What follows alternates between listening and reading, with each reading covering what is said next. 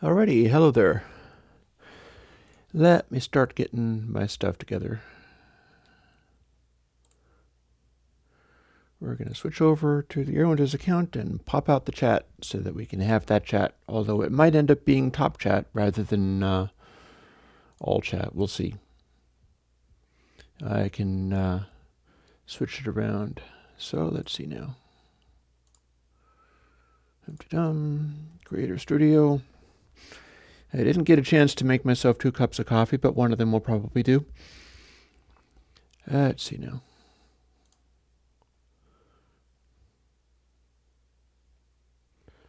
Streaming.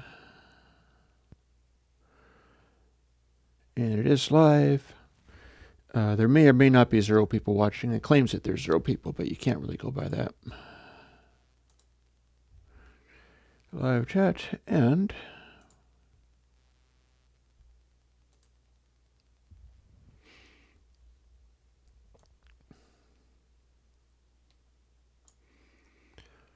pop it out, resize that window,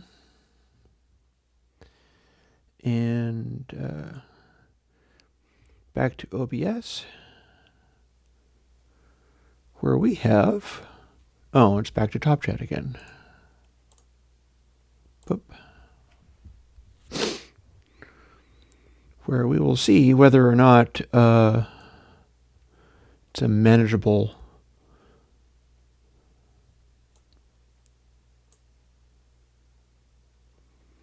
scenario there. Yep, hello, whoever turned up. Again, I can't really tell because I think if people are smart and do things like ad blockers, then they don't register on that. So you can type into the chat, but I might not necessarily hear you. It's a manageable. Oh, and my audio media setup is, I got this silly thing going on where the headphones on this version of macOS constantly flip around so that the right channel is full crank and the left channel is gone to like 0, and I do not know why it does it, but it does it every 2 minutes, it seems. Or at least it does it until I put it back, and then it continues to behave itself until it just goes back again. I don't know. Whatever, that's not really a concern.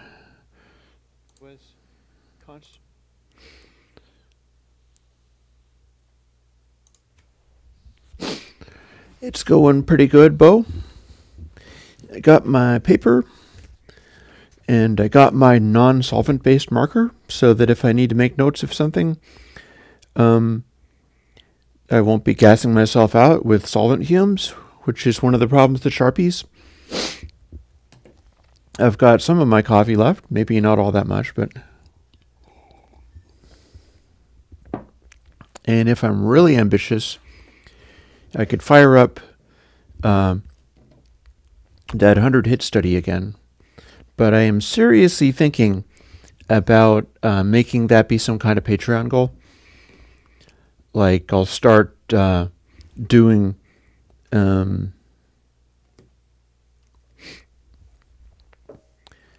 a discussion of that study and putting up the graphics and things for people. And Bo, let me see. I'm going to take a moment just to make sure that I've got everything. Yep. That is visible. It'll turn to top chat if anybody comes in as really trolly. And probably, Bo, you'll still be able to be seen. I'm pretty sure you would show up on top chat. No, I have not updated to Mojave. If I'm not mistaken, I'm still on High Sierra, and will continue to be for the time being, just because my working systems aren't subject to randomly dropping everything. Like, updating to High Sierra got me that audio bug with the headphone thing. Hey, Gamma. Yeah, the stream is sometimes pretty weird at times. It's like, you never can tell how it's going to work out. Although I do have that technology of making you disappear, which is like, oh, and you went away, and now you're back. Ta-da. I seem to have my graphics aligned poorly. So, again, oh, you have disappeared. And then, oh, you come back. So I can do that, and I can also switch the chat to top chat, which is more effective, really, as far as if people come and start yelling at people in my stream. I've been, there is a artist that I don't really follow particularly, but a friend of mine is really into him. A fellow goes by Baron Engel. Actually, that's his name, is Baron Engel. And it was quite interesting. I saw his stream a couple of days ago as he was doing an art stream. And it is amazing the extent to which this guy knows everybody in the stream, greets them. They're like a bunch of friends to him, and everybody there is both very well behaved and very aware of any newcomers showing up. So that's interesting. It's almost like that is a power of example. That's something that I can learn from and try to manage with you folks, since you're every bit as nice, even though you're a bunch of musicians and crazy internet people. But then that's, I say that, and then the stream that I was seeing was a bunch of even stranger subcategories of people.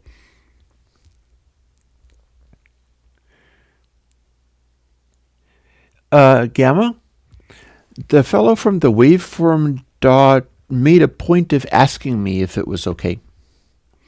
He wrote me and said, do you realize that since you're using the MIT license, I could do this? Are you aware that I can do that? And I said, yeah, that's kind of why I licensed that way. Please go ahead and do your thing. That's what it's for. So I haven't checked to see whether they credit me properly. On the other hand, they link to my videos. So if you're looking for credit, having like a link to your videos built into the interface, that is pretty substantial credit, honestly. I would have to say, and here I'm blowing up the microphone, so tell you what, let me cut this back a little bit. Can I have an exact 6 dB? No, I cannot. Maybe if I hold down Option, it'll let me do an exact 6 dB. No. This silly OBS won't let me do the bit shift gain thing of, and there goes my stream. They think I said a naughty word. That won't let me do a minus 6 dB. So maybe what I should do is boost it a little bit more than that and just call it a day. So yeah, that's the thing. I sometimes get private messages from people. Somebody wrote me actually on KVR, gave me a private message on KVR saying, oh, by the way, thank you for doing this floating point dither. I'm using it in my product. And I wanted to say thank you so much for doing that. And I was like, yeah, cool. That's what it's for. Knock yourself out. That's good. So there is a possibility here. I'm gonna read you guys something because I have a response of sorts to how all of this works. And I'll also switch away from the OBS screen so that I don't keep looking at myself.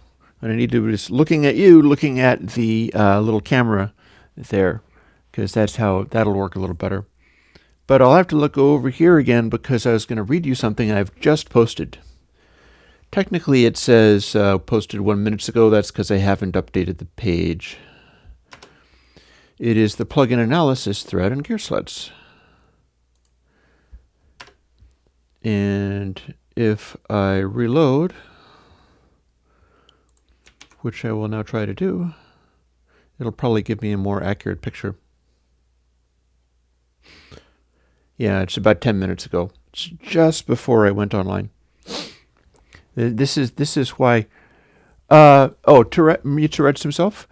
What happens is if I say the name of my plugin bit shift gain as all one word, the way that it's written,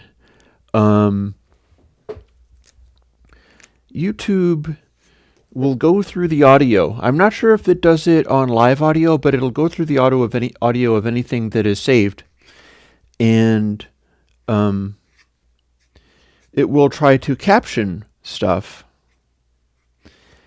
and it'll do this sort of automated subtitling. They're going to try to make captions out of your live audio, which is very clever and futuristic. There's no human involved. And they think I've said this name. They think I've said this word. Because bit shift gain, said too rapidly, sounds a lot like it is that word. And every single time I mention that plugin, this is complicated though, because the thing is, I don't depend upon YouTube ad revenue, because YouTube ad revenue is shit. Might as well say that word as well, that they think that I've said this word. So there is really nothing to be gained from... Yeah, there's a thing. I could do that. They won't give me a live red flag. What they'll do is they'll go through the audio, and they will What happens is they'll go through the audio with the computer and try to highlight. They'll try to do a transcription, and when they do this hilarious machine transcription, which can be all screwed up, then if they find any bad words in the hilariously wrong transcription they themselves create, they will they will whack ad revenue for the video. And the reason I'm running ad revenue on the YouTube videos is because that's what they expect me to do. And when I'm wrestling with some kind of giant corporation like Google, like, I don't know, Facebook, maybe like Patreon, there's very little benefit for me to be trying to argue any of it. Instead, I kind of got to roll with it and act the way they think I'm going to act so that I can sort of blend in with the crowd. But really, I don't believe any of it. I mean, Patreon I believe as long as they still pay me. And they have never failed to pay me what they said that they would. And much like the previous company that I used, which was Kagi, and they never failed to pay me until they went out of business. So basically what you watch for is the one time that they blow it, and when they blow it, then you've moved on, and you've done the best that you could up to that point. It may never happen. I mean, logic would dictate that it would never happen, because when we're talking about specifically Patreon, they're technically doing the Amazon model, and people should understand that. In fact, I hope that Jack Conte understands what he has to offer. As long as his system keeps expanding and being able to pay out to people, the fact that it's not making the returns doesn't matter as much as he thinks it does. He says, like, well, this is not a sustainable thing. But then you could say the same thing of Amazon. If he is building it up to being a category killer, that doesn't matter. So Patreon may actually never fail me as far as being a reliable, good terms, good percentage way of paying me through a bunch of people who are able to do that. That may actually never fail, because it's all a matter of whether Patreon is Lyft or whether Patreon is Amazon in its category. I kind of suspect that Patreon is more Amazon if he's willing to let it be. And if he's willing to make that case for people, because the fact is, that's the position that they're in the category. So yeah. Anyways, what I was going to do, and I'm going to look up here quickly, and, yep. Oh, Doozer asked me something I should mention just before I go on. Depends what you mean by what a distressor like or Windows plugin is. Distressor is a compressor. Dude, I've got like 3 compressors coming out. So I wouldn't worry about that. You're not going to be short of compressors. In the next 4 weeks or so, you're going to be drowning in compressors. Whether they are clones of somebody else's hardware design, no, obviously they're not going to be clones of somebody else's hardware design because I'm completely unwilling to go, oh yeah, this is my ripoff of a distressor and use this and it'll be just like the distressor. It's like that's somebody else's property. They're making their own compression. I don't need to exactly mimic that. I can do other kinds of compression. So I guess the answer is yeah, I'm going to have compressions coming out. No, it's not going to be a clone of a distressor. Empirical Labs distressor is very much its own thing. And if anybody can analyze what is amazing about it and bring it to my attention, I can easily make a plugin that does stuff like that. You say spanky compression. So if you want compression with a lot of punch on the initial transient, hey, PyWacket is pretty good at that.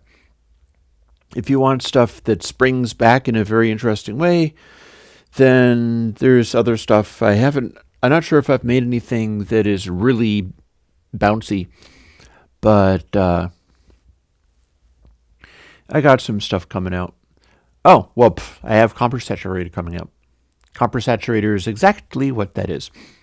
So it's not a direct replica, but Compress Saturator is one of the stuff that I promised a long time ago, and that is one of the things coming out in the next 4 weeks. And I don't feel that the compressors really substitute former ones.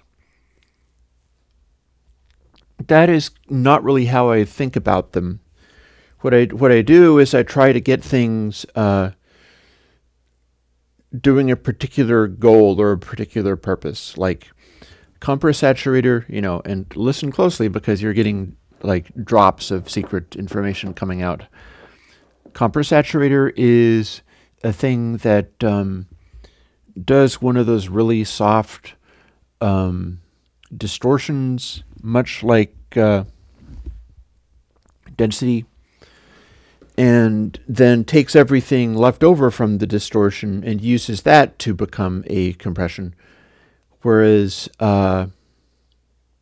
Purist Squish is designed to be the smoothest, most fluid compression you can have, but without actually stepping on the attacks all that much. It's supposed to still let a little bit of information through. Whereas Block Party, you've not heard of that before, is all about acting more like a limiter.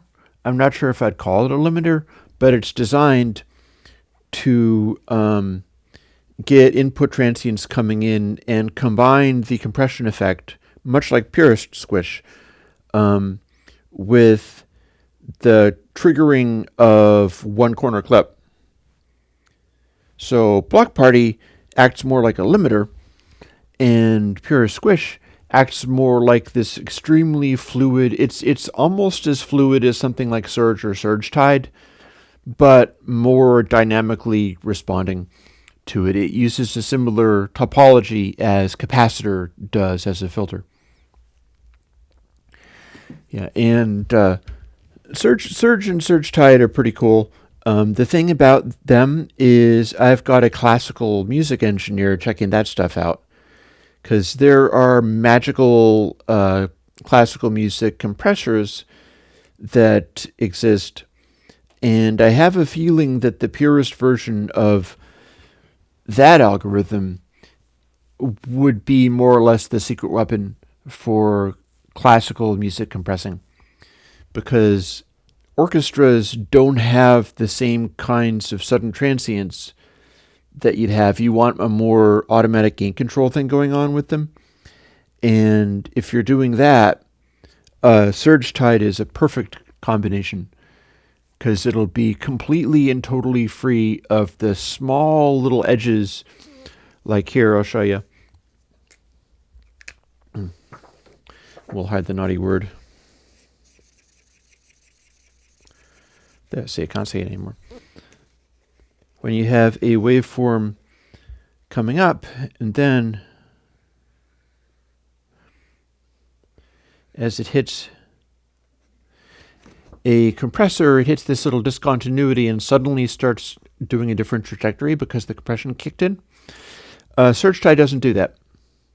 It is very specifically designed to avoid all that kind of stuff. And typically, compressors will do that sort of thing. Like what happens with something like PyWacket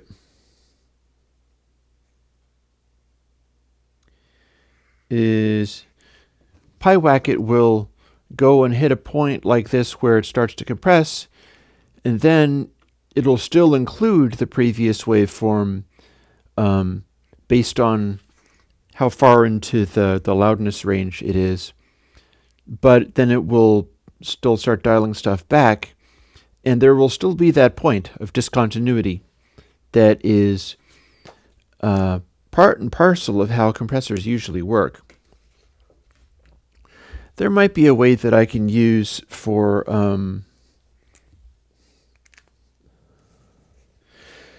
constraining the way that surge tide works. So I'll make a little note of that.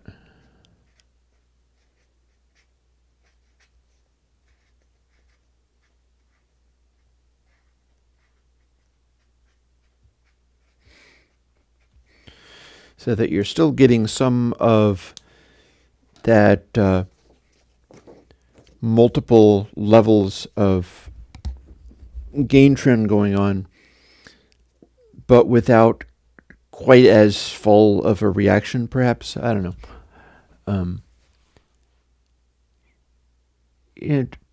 Possibly if you're doing, because the thing about surge tide is it can't respond fast. The reason that surge tide will work on orchestral music is because orchestral music often has a very slow attack. So by the time it starts to really blow up and get louder, it's had plenty of opportunity to sort of read the RMS level coming up and pull it back. Whereas if you have sudden impacts, and one thing about a piano recording is, man, piano recording is going to give you all of the very clear and very revealing hammer impacts. The impact of a piano note hitting is one of the most ruthless tests you can give a compressor, because it's a clear kind of sound, and you can hear it quite plainly. You can hear distortion going on it. And that initial transient on a piano is extremely intense. You're almost compelled to do things like distort or use some kind of peak limiter. I should try Block Party out on a piano, but if you asked me, as Gemma has just asked me, what would be the perfect compressor for a pure piano recording, I would probably go with Purist Squish that is coming out in the next couple of weeks. Or within the next month, Purist Squish will come out. And when that does, that's probably going to be your best bet, because it's a little faster than something like Surge Tide, but it handles these transients gracefully enough that it's not going to screw them up too badly.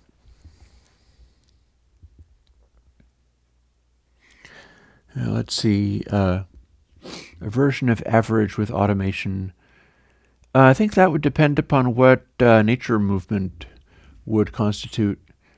I mean, average is good at softening stuff up, and I have an idea for doing an extended version of average, because what I'd like to do is take average as it exists and do a multipole arrangement, kind of like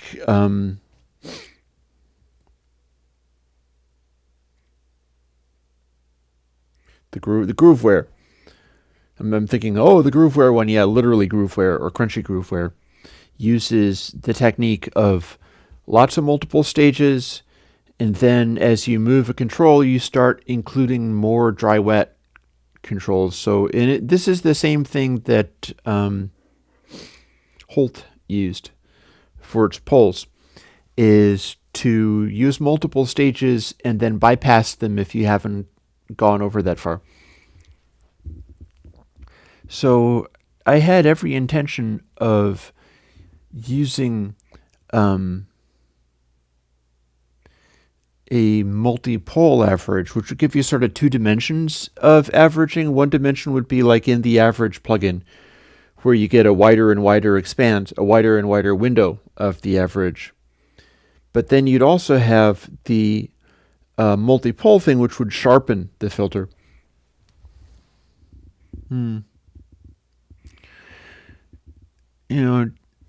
Jazur, I think that would depend upon what you wanted to get out of it. Like, you could use different kinds of noise to moderate the cutoff and either degree of this. If you're looking at something like slower changes, that's doable, but that's the last thing I would put into a typical average filter. So maybe you're asking for something real specific. Is there a particular goal that you have in mind? Like, is this something that you'd like to do because you're going to run a noise source into it and have a nature background sound? Because I've done that kind of thing before. Voice of the Starship was kind of like that. And if I'm not mistaken, before that, I had one that was capable of actually simulating surf noises. And I'm pretty sure that was a thing.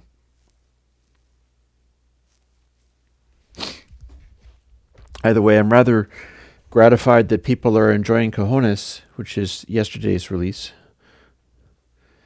Yeah, well, one of the problems that I'm going to be going into, Bo, is that I'm able to continue releasing plugins, and it's not like I'm even running out of, like, the namespace for plugins is pretty large, especially since it can be contained within Air Windows. And the code names that they operate on are a 4-letter code, but considering how many things can fit into the 4-letter code, I could still keep doing these things forever. But then the numbers start getting so large that people don't get to know what's actually available. And that becomes an increasing concern. It'll be something that, and this is one of the reasons why I started having to do live streams, which becomes useful because live streams is something I can continue to do going forwards. But yeah, I did not have high expectations for Cojones because it's this strange, it's new, but it tends to be kind of ugly and scratchy, and that's fine. I don't mind it. But oddly enough, people got all excited about it, and one of the people that slams me most often, my old friend, what's his name on YouTube, turned around and randomly liked that one, and I still don't know why. Go figure. Either I'm being trolled, which is a possibility, or it just goes to show you how little I understand the guy. Go figure.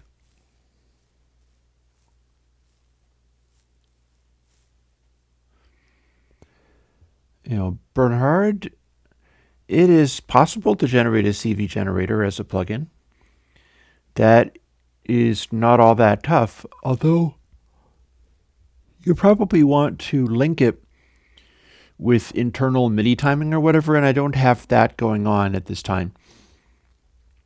I don't have the ability to read MIDI stuff, because again, my problem with that is that if I add something like a sidechain, like MIDI or whatever, to the plugins, it opens stuff up wonderfully for lots of new things that I can do, but I need to be able to do it for Audio Unit and for VST 2.0 and on older machines, because I'm still building on the old laptop and can provide plugins for people running on PowerPC machines and, like, I don't know, practically old DOS boxes or whatever.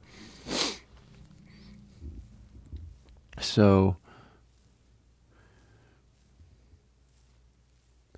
I was wanting to read something that is now a half an hour ago, which I will do because I posted it, and people who only are familiar with me on YouTube or whatever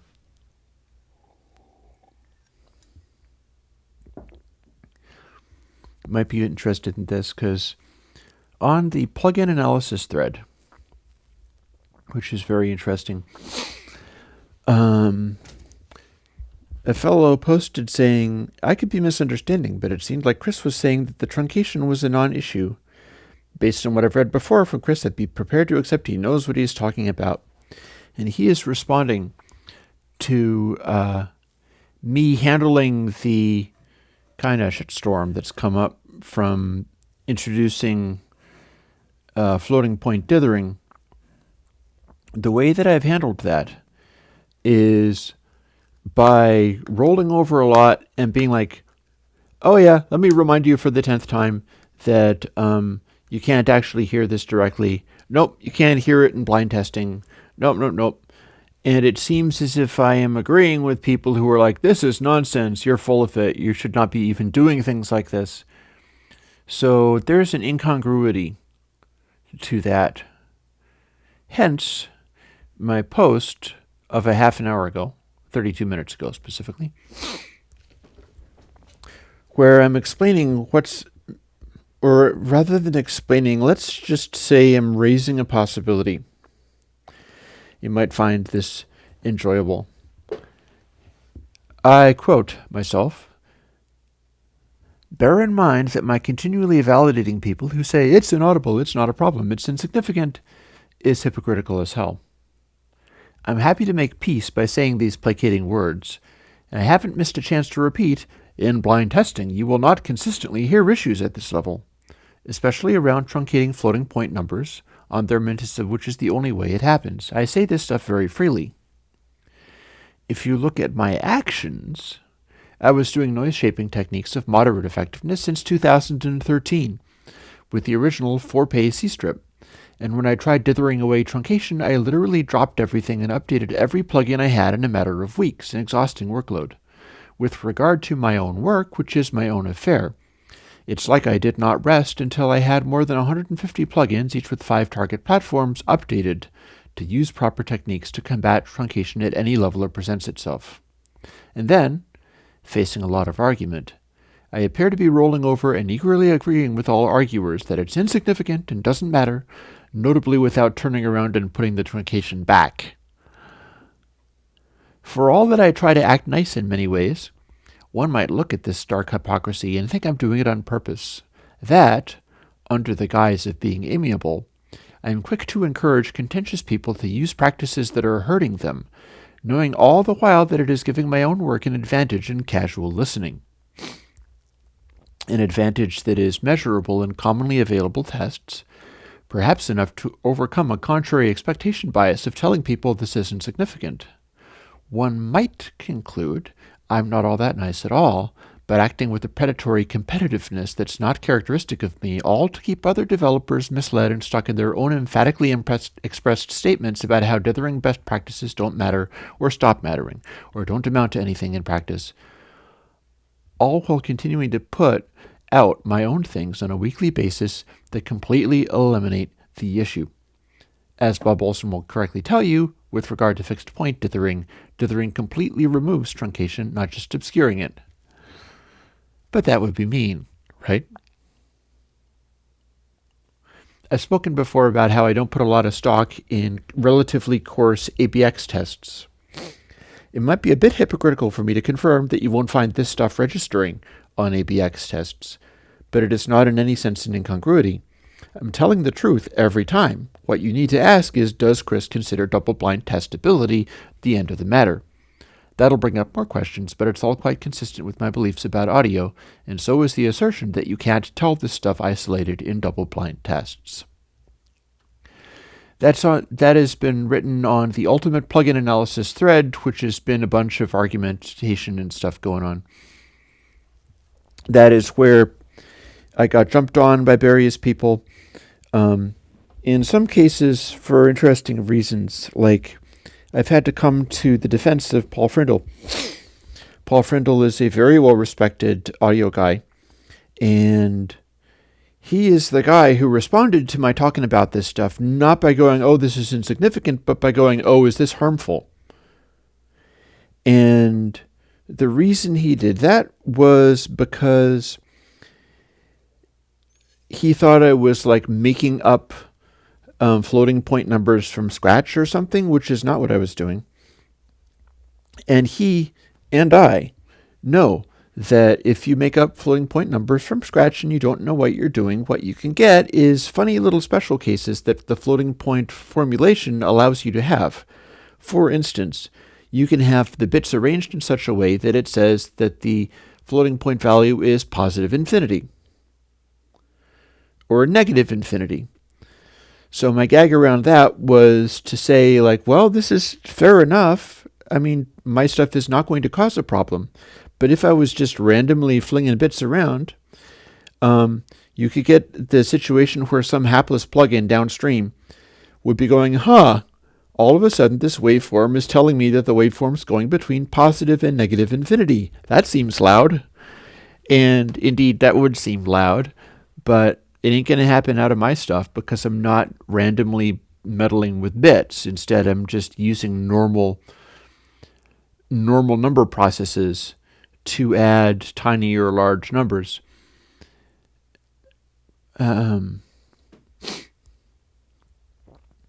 So it's in the same thread that I've just written that little essay there. And I thought it was worth pointing out because a couple of things. One, people easily take stuff at face value. And two,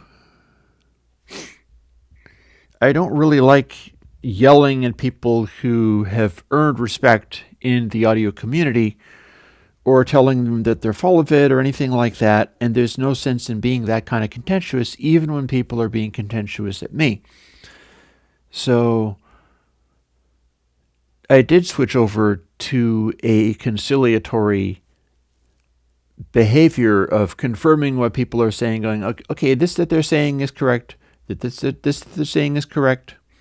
I've been saying from the beginning that this is tiny changes that I'm doing that you wouldn't be able to tell under this or that test. The question you need to ask is, do I care about this or that test? And often the answer is no, not really. I think it's very coarse. And you can't go by, like, can I only tell things if I'm blindfolded and my head down in a tank of piranhas, and can I still hear it under those conditions? That kind of nonsense is fine for if you want to be absolutely sure something is being experienced, no matter how badly you might want to believe the opposite. But as far as casual listening and experiencing stuff in a normal human way, you can pick up things over the long term that are a lot more fugitive.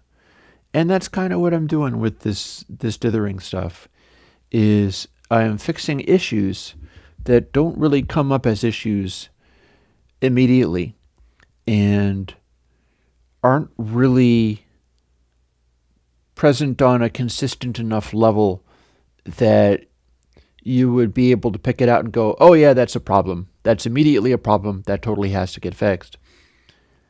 Instead, I'm working on stuff that has a lot more subtlety to it, because why not? Because I want to. I'm allowed to. It's my stuff. I can code it however I like. So you'll find me saying publicly, oh yeah, using this kind of test, using this kind of thing, the stuff we're doing or the stuff we're talking about is insignificant and tiny and is this quiet and so on and so forth. I can specify exactly how quiet it is. Testing and demonstrations will confirm that. And then if you look at my actions, I am making a point of handling stuff in a way that I consider right, completely ignoring the idea of like, oh, is this insignificant? Is this so small that I'm not allowed to care? There is no degree of digital distortions that are so small that I'm not allowed to care. And there aren't that many that are so small that I really wouldn't care. For instance, I could probably do just as well leaving off the dithering on my 64-bit VST builds, because the VSTs contain a 32 and a 64-bit build, and I can pretty much guarantee that in no way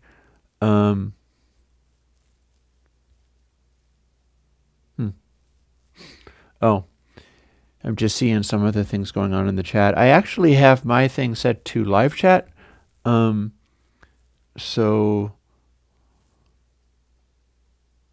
and I'm not sure, but put it this way. Don't worry about where I posted the thing. I just read it for you. It is the Ultimate Plugin Analysis thread. So if you go to Gearslots and search for Ultimate Plugin Analysis thread, you'll find where all of this discussion has been going on. But yeah, this sort of thing is going to blow over at some point. Basically, having done this and sticking with this on my own coding, there's not that much to be gained by me continuing to go on about it. Those who are interested in listening can kind of get a head start as far as I'm concerned. Anybody who is a dev and wants to get involved in dithering stuff to floating point, well, I've supplied the code.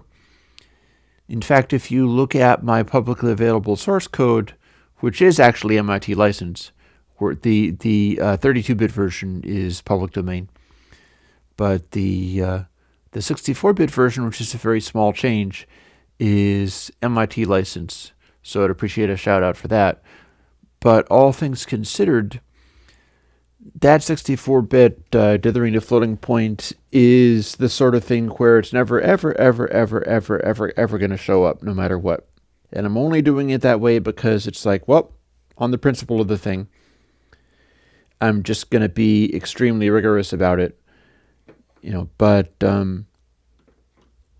I suspect that the 30-bit version will end up delivering results for people, but it's funny because some complaints about the whole topic have a lot of basis in fact, in that if you're dealing with only quiet little reverb tails and stuff, it quickly goes to the point where it makes no difference, because the quieter the sound you get, the deeper into the noise floor of that particular floating point number is whatever truncation it might have. Like, you have a big noisy sound, and the truncation artifacts are going to be at equivalent level to about 24-bit. So if you're continually going back to that number format, eventually it'll build up, but only in the top bits of the waveform. And as it gets nearer to zero again, like crossing through to the negative part of the waveform, it goes into that zone where you can't fault it for lacking in resolution. It goes right through. Yep.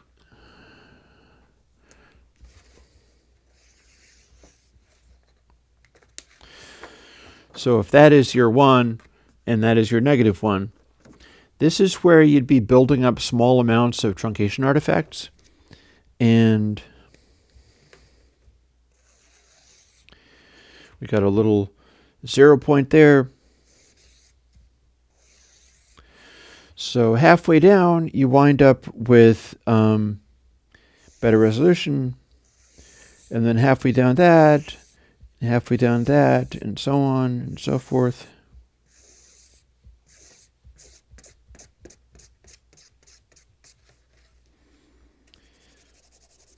Until you get to the center part.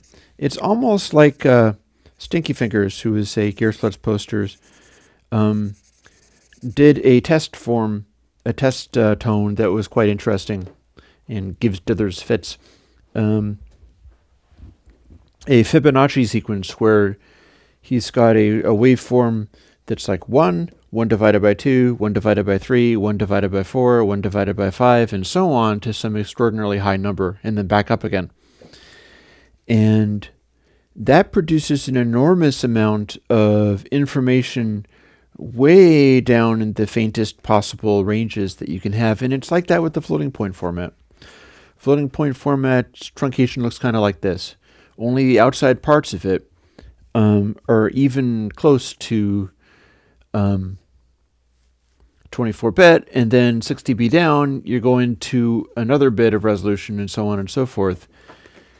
People don't like it when I say things like resolution, but you have a mantissa with, say, I'm trying to remember exactly what 24-bit, so you've got X many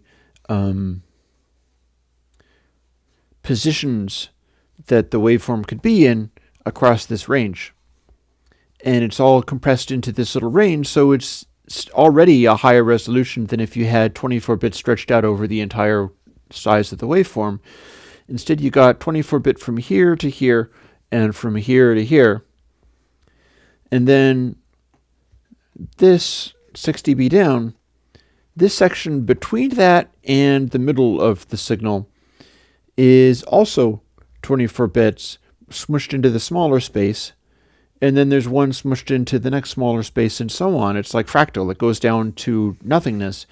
So as the waveform travels through 0, it goes to this range where there is way more resolution than you would ever, you couldn't even begin to come up with what you could do with the amount of resolution that you get.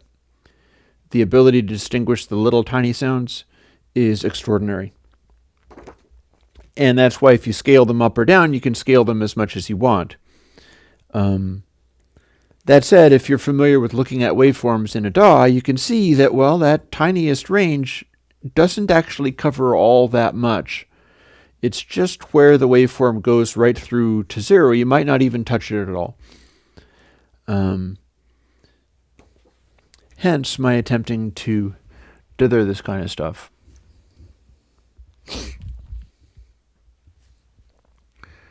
Just for laughs, I'm going to reload and see if anybody responded to that.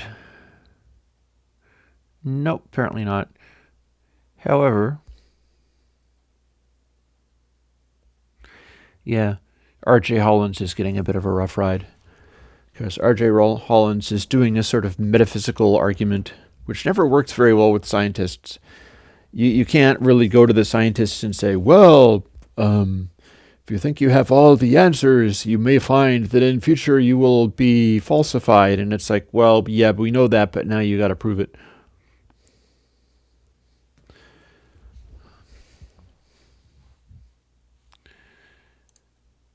Let me get out of there. Let's switch over to, aerodist.com or something. So, having talked a whole bunch about the continued repercussions of floating point dithering, and I'm happy that people are enjoying Cojones. It's a weird little plugin, but one of the things about that is, also I do have a question that I'll be touching on.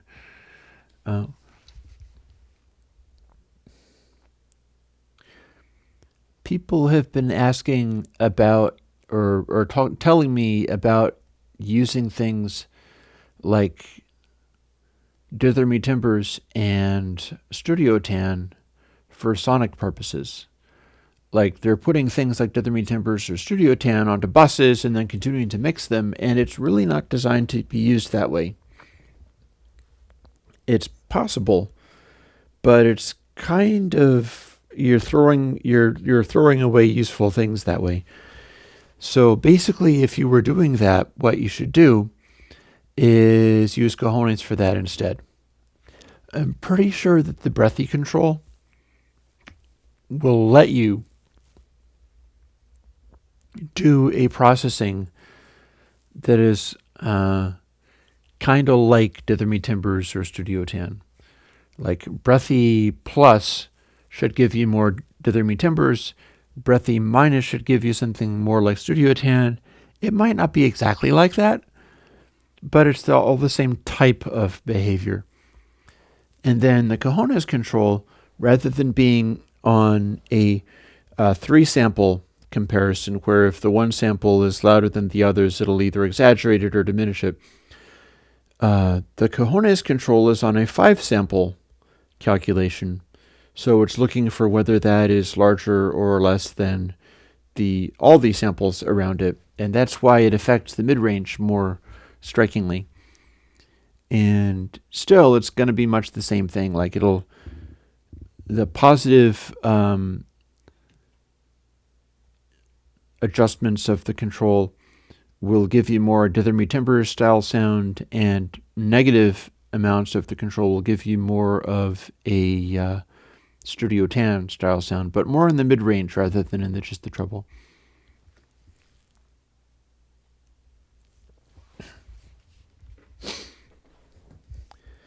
I don't mind saying that I'm kind of pleased to have gotten a bunch of plugins sorted. I now know what I'm going to be doing for the next couple of weeks. So it's maybe an opportunity for me to chill out and do some of the other stuff that I like and rest up from my big floating point dithering outburst. I'm not even sure what to call it. I can't call it a debacle. It got me yelled at by a bunch of smart people, but at the same time, I'm pretty much comfortable with where things have ended up, because it's like I said in reading out that post that I made. I can truthfully say, oh yeah, the stuff that I'm doing in like careful double-blind testing, then it is not going to register in your double-blind testing very well. And I can say that in perfect honesty. And it doesn't really change the fact that I consider that kind of testing extremely coarse and uninteresting. And if I had to stick to only stuff that would count as far as that was concerned, I'd be really missing a trick. I think it's important to do stuff that's on a much subtler level, because then when you just sink into using something and get really used to it so that you're familiar with all the little quirks that it has and get familiar with what it does over the long run, then you start picking up details. Like if you're using, say, a microphone, and the microphone has a high frequency resonance in the diaphragm, meaning that it will sound like it has more highs. It'll sound like it has more high frequencies, but there's a funny sort of annoying ring to it. At first, you only hear the fact that there's high frequencies present, but if you're using something like that week in, week out, month in, month out, you start to get familiar with the fact that your audio has this tonality that you eventually come to understand and perhaps find fault with. I think it's the same thing with the dither. I think you will eventually pick up that there's something different happening, but you're not really able to put your finger on it exactly, and you can't proof it or blind test it because that's very coarse. But you eventually get used to it, or the lack of it. And Bernard, here's the deal with the floating point dither. I think you can hear it, but you can't hear it super repeatedly. It's a real subtlety. It's the sort of thing where you'd want to deal with it just because eventually you wind up noticing it now and then. And it gives a subliminal sense of either stuff being done properly or stuff having digital artifacts and sounding like a DAW. When I demonstrated stuff in the video for dither float, what I demonstrated was the fact that that process exists. And by that I mean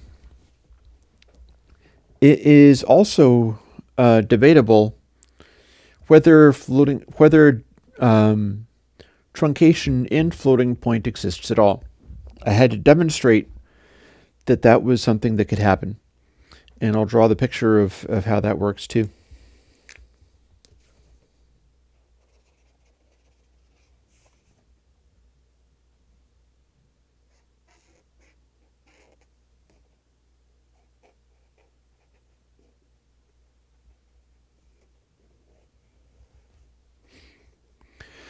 Suppose you've got an audio waveform, and it's contained within a floating point system so that as it expands outwards and gets louder, it starts having to use coarser steps. That looks kind of like this. All this fine stuff, and you notice it doesn't even get near the actual waveform we're talking about, which is realistic, is so finely grained that you can't notice there's any steps happening at all up until you get to, say, here, which is where you have a set of mantissa values spaced out enough that you can start to register that they're at different positions. And then as you go louder than that, you get larger ones, and so on and so forth. If you had, say, let's just grab another page for this. If you had a whole other page that was way over here, by contrast, you might get up to the point where, your steps are this big, way bigger than the actual waveform is, but relatively, they are just, you'd have to go so much louder because floating point will do that for you. Floating point gives you a range of numerical representation where you can have these tiny little waveforms down around 0, and this would be bipolar, so this would be positive and negative, so it's centered on 0. And then you got a lot of detail, and it keeps, every 6 dB, these steps get larger, because that's how floating point works. Floating point uses the same number of steps, but it uses a exponent so that every 6 dB, both in the positive and negative side, the steps get larger and larger and larger and larger and larger until by the time you're getting 27 kabillion, then the steps are huge. There is a point, like with, and this is quite measurable, people can specify this in detail, where, say, your audio waveform goes from -1 to +1. There is a point in floating point where the step from one value to the next value, and bear in mind this is on a mantissa that has 24-bit resolution. So you've got many, many, many, many thousands of individual, I hate to say stair steps because people freak out, but then as far as the representation is concerned, it does actually work that way. You can get to a point quite easily where the mantissa is going up in increments of literally 1. Beyond that point, you were going up in increments of literally 2, and then literally 4, to the point where your really huge, huge, huge floating point number cannot represent integers anymore. Like, you cannot represent 27 kajillion and 3. You can only represent, 20 kajillion and 0 or 2 or 4. And then as it keeps getting larger, you can only do 27 quadrillion and 4, 8, 12, 16, and so on. And eventually you get to where you can only, 27 zillion and 16, 32, 48, 64. The increments of how the floating point number is composed get farther and farther apart as they go. That's how floating point works.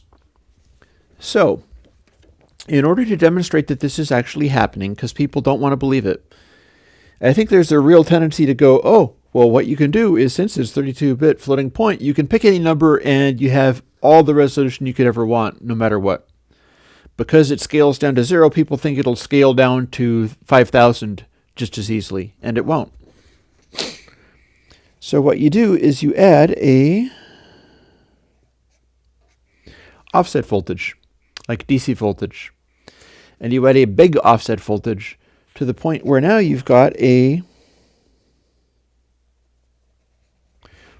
little waveform. It's the same size because you've just added an offset voltage. You haven't scaled it by multiplying it. You've just added a number. And then you save it as the floating point number.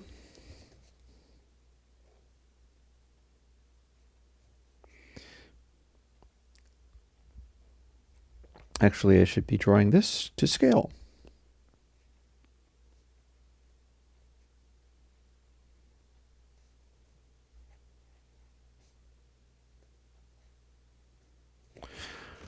And what you get out is a truncated value because you've scaled it up using this big number to the point where it cannot represent those small distinctions any longer. Then what you do is you subtract the same number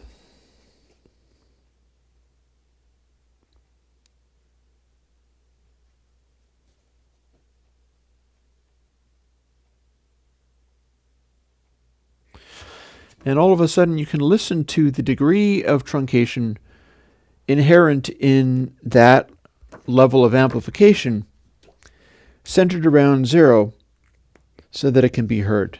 It's basically using a DC voltage to take the same floating point number that you're representing everything with and pushing it into a range where it's now a bit crusher.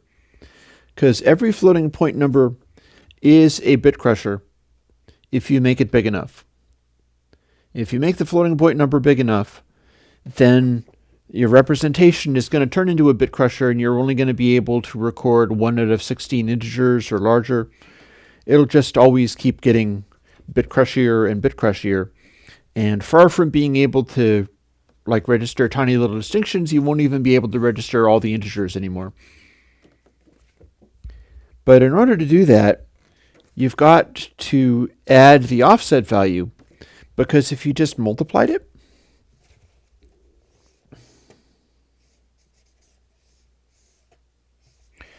it's going right off the page.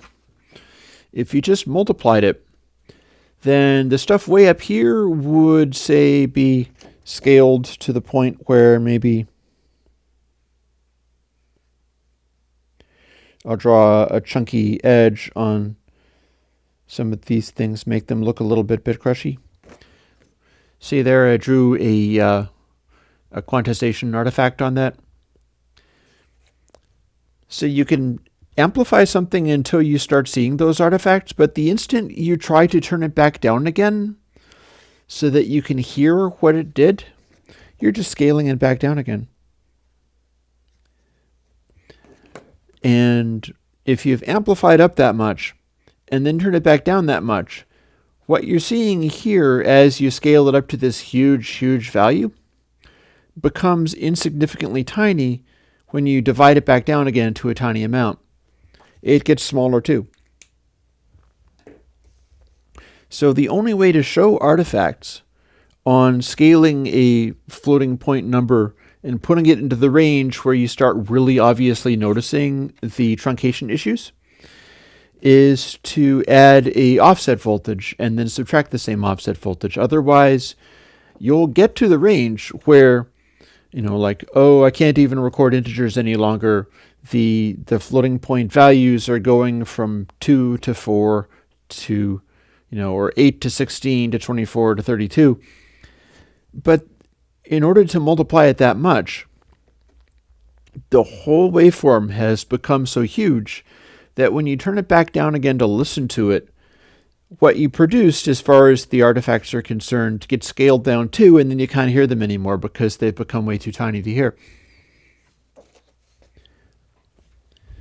By the same token, because it works this way, if you've generated those truncation artifacts and then you scale them back down, they're still there. And if you're generating them at any level, they will build up because floating point has the resolution to retain those artifacts at whatever level they're at. The only way that you can change that is if you take a sample that has artifacts down here and do something with it that scales it up so much that it's wiping out whatever detail you had, and you're now operating on a coarser quantization level because the value is much larger. And if you've done that, then you've just changed the scale that you're operating at. So you might swamp the previous artifacts and have them replaced by new artifacts. It's definitely a tricky world to be dealing with. There's a lot going on there. And again, that's why I came to Paul Frindel's defense. Because when he was saying, you don't know the peril that you're in, what he was thinking of, I am convinced, is like, are you just trying to make these up out of bits? Do you know that you can like tell it that it's not a number or positive infinity or negative infinity if you're just making this stuff up out of bits? And of course I'm not. So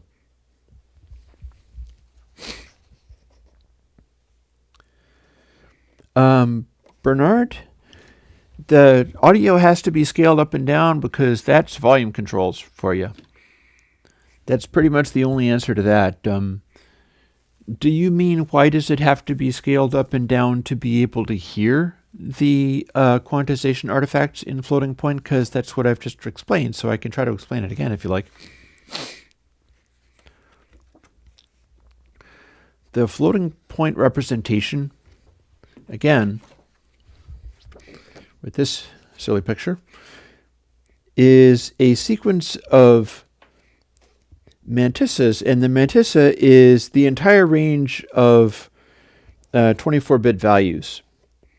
And so you can have a range of values that occupies this space, and that would be all of the equally spaced little positions that a audio sound could be at, scaled and stretched into this space. And then you have a larger space that goes onwards beyond that, because you can keep going and getting louder. Just because this is 1 doesn't mean that the floating point can't get bigger. And then you have a smaller scale and a smaller scale.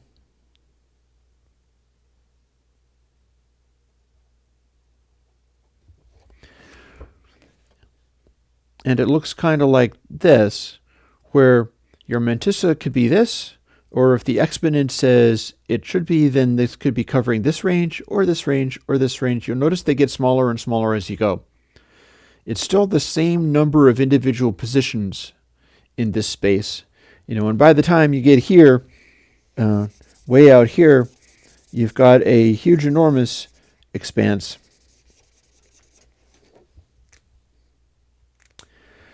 And where in floating point your mantissa was this big, or so on around here, so you got an area where it's stretched out and the same number of individual positions covers this area. And that's where we start getting into losing precision as the numbers get larger.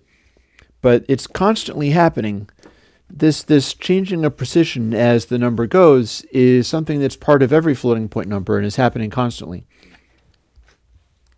The reason that I would take a waveform and add a big DC offset so that it's being calculated in an area where you don't have as much precision, and then subtracting it again so that you can hear this truncation as I've described, is to prove that that happens. Because I feel like people have this impression that as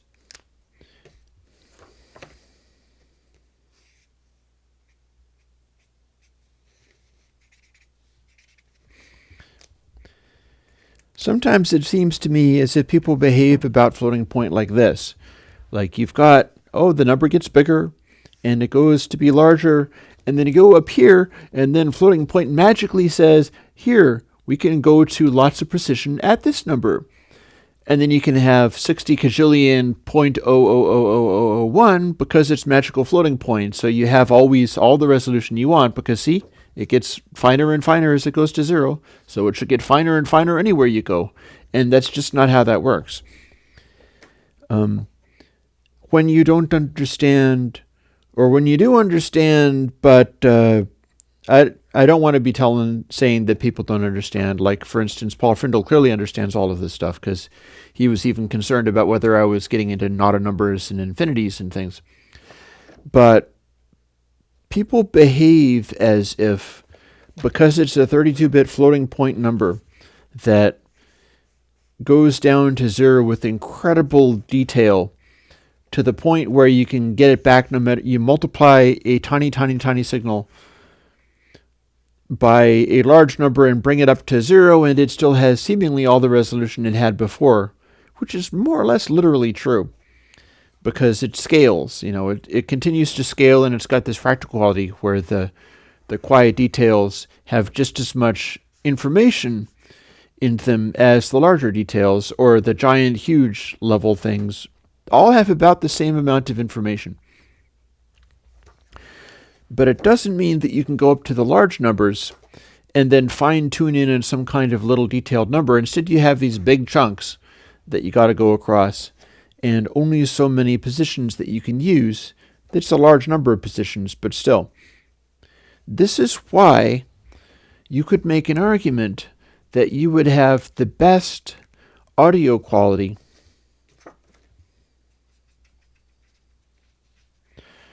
from, say, 32 or 64-bit fixed point that's just using literally all of that information to make evenly spaced positions between 1 and -1 for the audio data to be on. Kind of like 24-bit fixed point. You can get a lot of sound quality out of 24-bit fixed point if you know how to do it.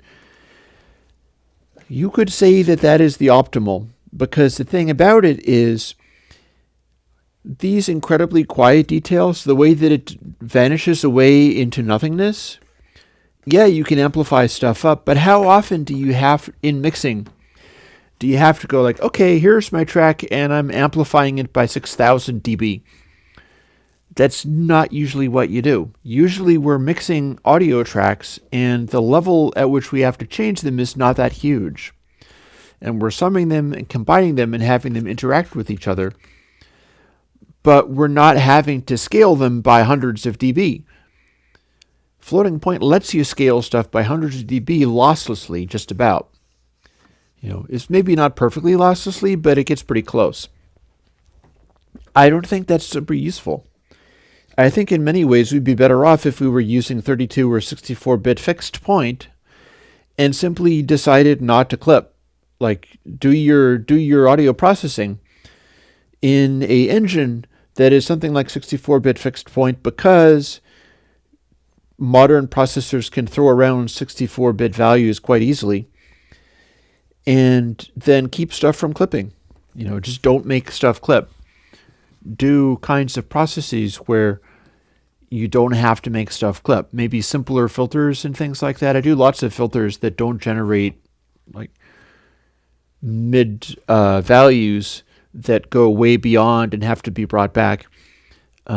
It's quite possible to do stuff within a fixed point range, and indeed anything based on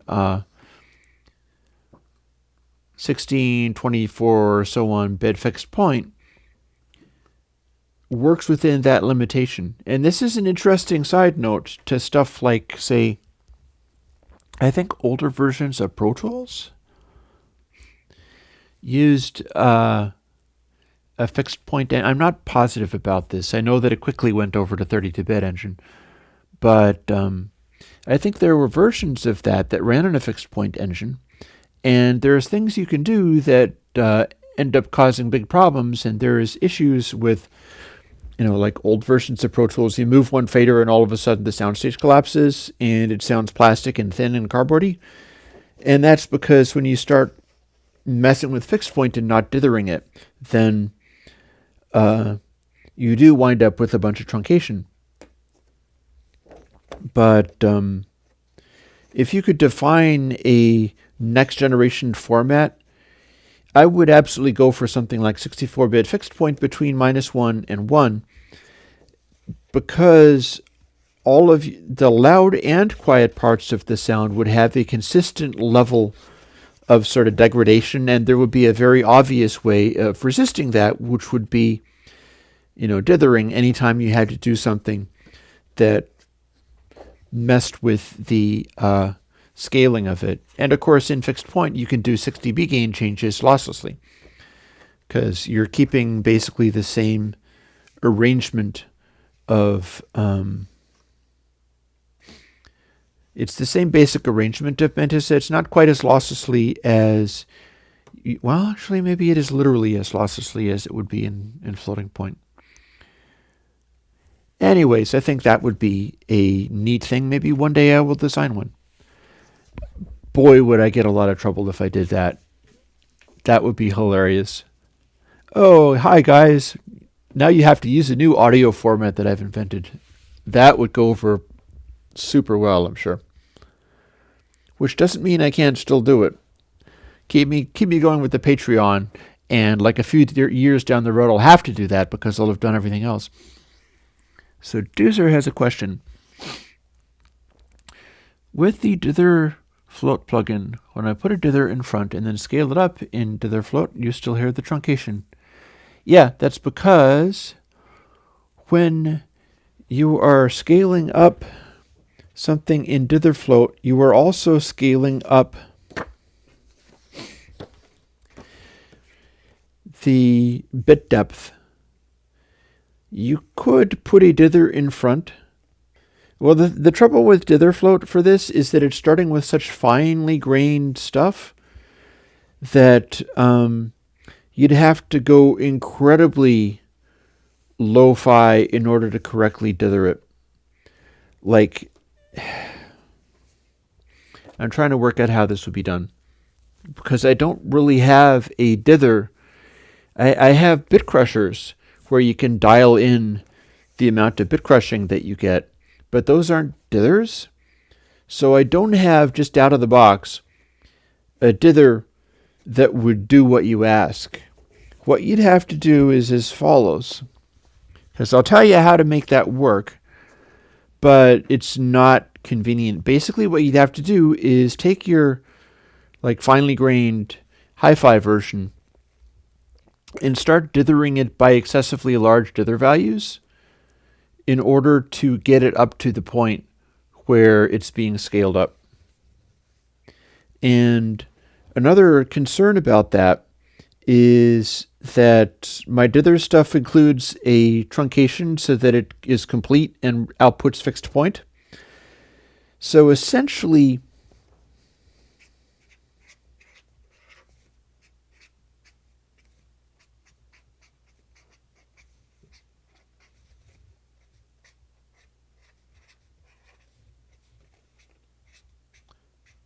to hear this work the way that it would have to work, and you could do it, but it's not useful.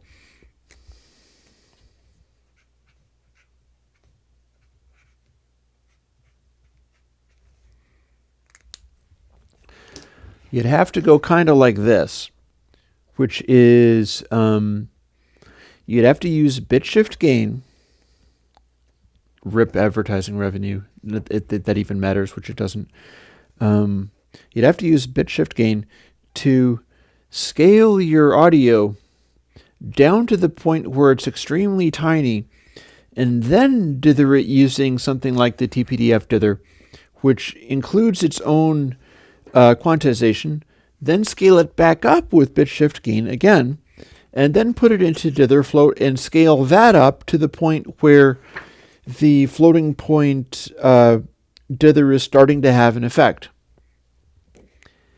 And at that point, you could produce a output where only it wouldn't, even then, that wouldn't entirely work. There's no real way to do it by putting a dither in front. That's why I had to do a special floating point dither that scales rather than just trying to use a fixed point one, which I would point out is the solution that Paul Frindle used when he was addressing the same issue. He was using a fixed level at about 24-bit, and just anything underneath that was covered up by the noise that he had. And it's better than nothing. I just didn't think it was the best possible way of doing it.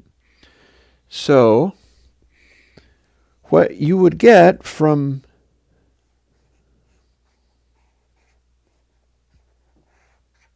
all right, that's ugly.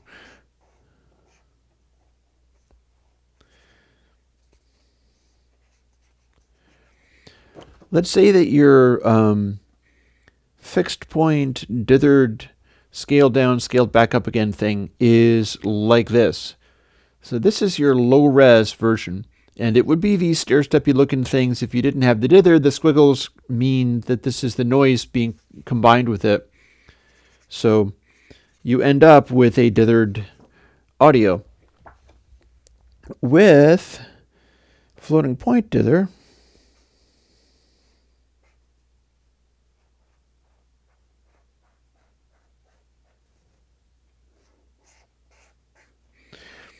you can end up with an output that's kind of like that, where you're going to a transition phase, and the stuff below a certain point is finer grained, and the stuff above the certain point is coarser grained.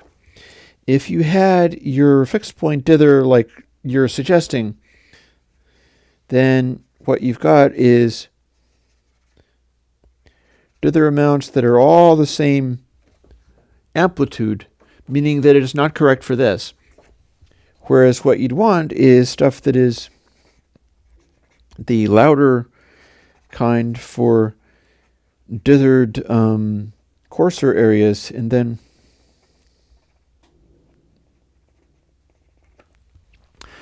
finer dither for this stuff that is this size. And it's not to scale. The scale of this is absolutely garbage. But the basic idea is you can't actually do a fixed point dither and then scale it up using dither float and expect to get sensible results. The best you can do is match the truncation level at one of the points in the floating point calculation. And it's basically covering all the points at once because it's doing that thing where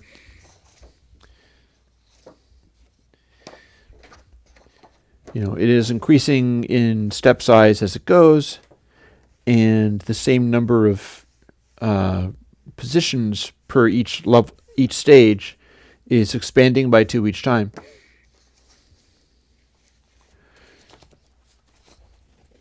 So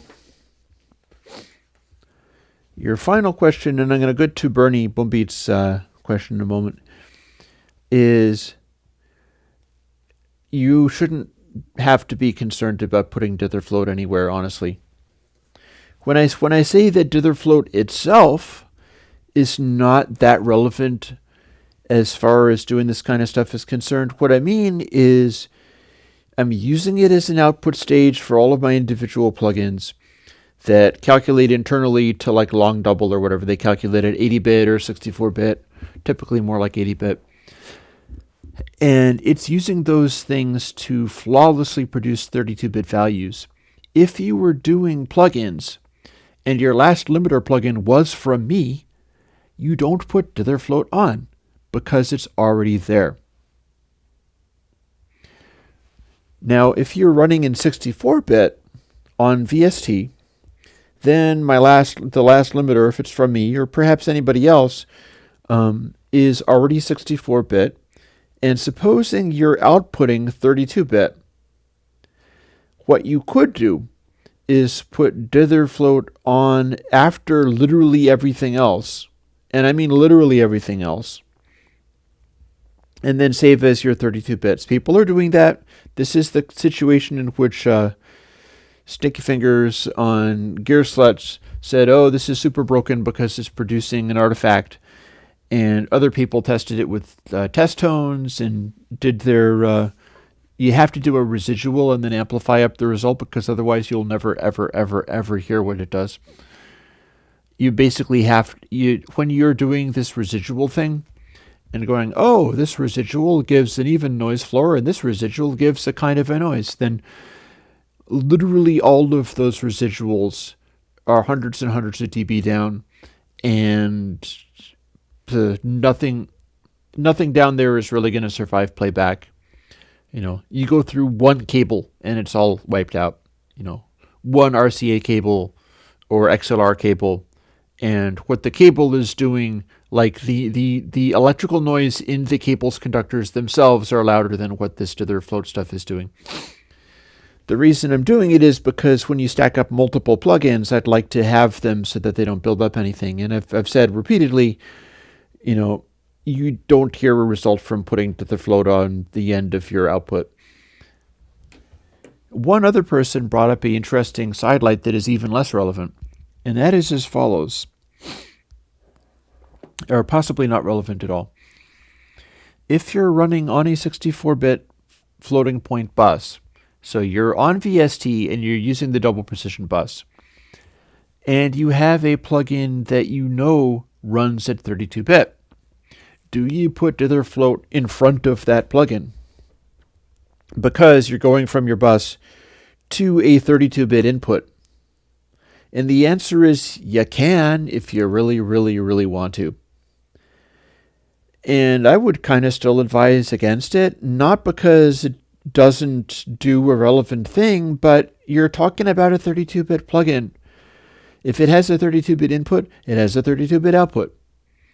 That means you can dither on the way into it, and then it does calculations, and it sure isn't going to dither inside, so it's going to do exactly the same thing that not dithering into it does. And that will swamp any gains you possibly made. So it's a demo. It's a demo for the basic concept, rather than something that I'm endorsing that people should do in their mixing routines and stuff. That was never my intention, making dither float. Tea time, says Bernard. Yay, that sounds nice. I've still got a little coffee left, although it's real cold by now.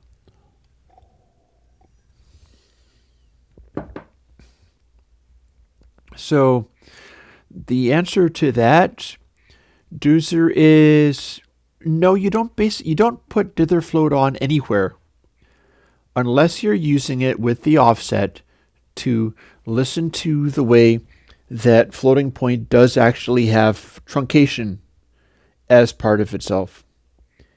It was never intended to be used as a audio sound better maker. It was intended to be used as a demonstration tool to prove that this happens at all. And going from plugin to plugin and putting an output stage on my plugins is what the purpose is.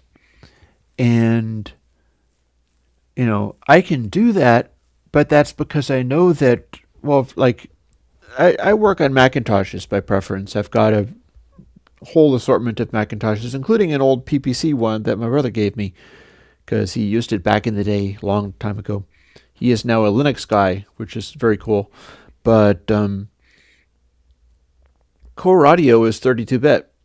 So I'm doing all of my calculating at 80-bit because that's the whole point of the purist line of plugins, is I started doing the math in them rather than doing them in floats or doing them in doubles. I was like, do I get anything from defining these things as long doubles and just having lots and lots of precision for these calculations? And I was like, okay, that sounds like what I'm after. I'm not sure if I notice a big difference between doing this as double position and doing this as long double, but it seems right and it measures good and so on and so forth. And I started putting that stuff out and people were responding positively to it. People were like, oh my God, this is amazing. This is absolutely great. And I'm like, okay. So I started running with it. And when you're doing internal calculations all in an 80-bit bus, which is also, I'm not the first, there's I think Sequoia, Samplitude, stuff like that, is known to operate on a extended precision bus, then having to turn everything back to 32-bit outputs starts to feel kind of like, this is not right. I should be representing the increased processing calculation I've given myself, and hence the interest in noise shaping and ending up with the dithering concern, and then including the floating point dither because I was able to establish that it worked better than my other stuff. I saved myself the embarrassment of putting the noise shaping stuff that I was doing as part of dither float. I could have done it. You'll have to take my word for it that it wasn't pretty. It was generally better, kind of better, but it wasn't necessarily great.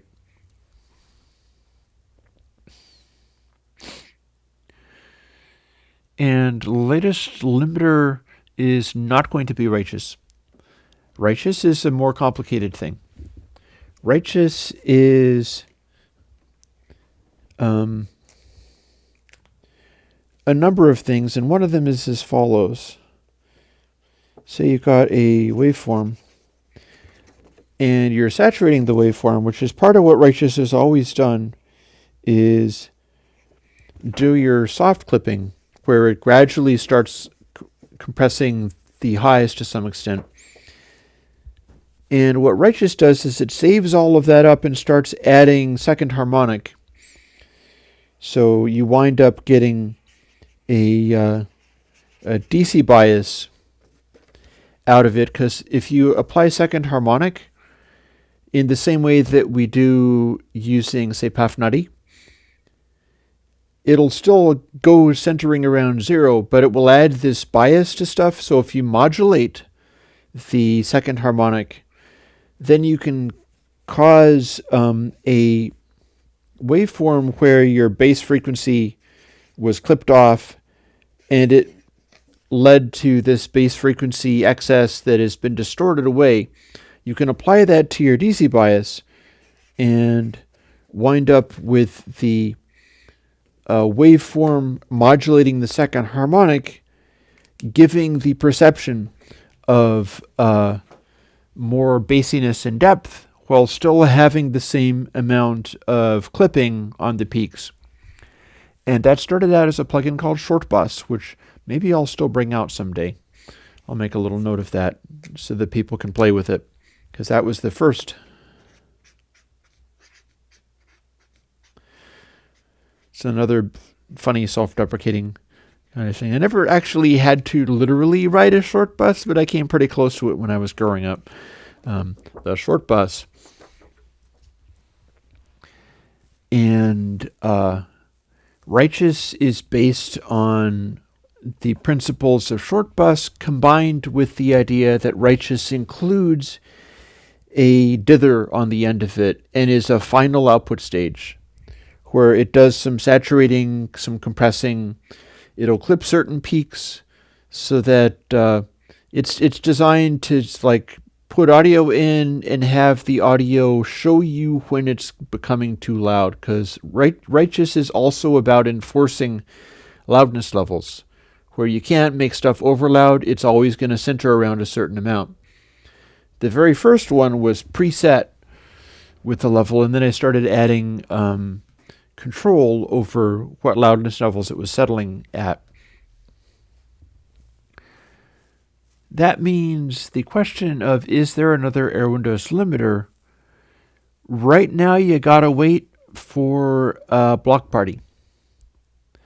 And you may or may not consider that to be a limiter, because one of the things about limiters is that they operate in a way that I don't normally like.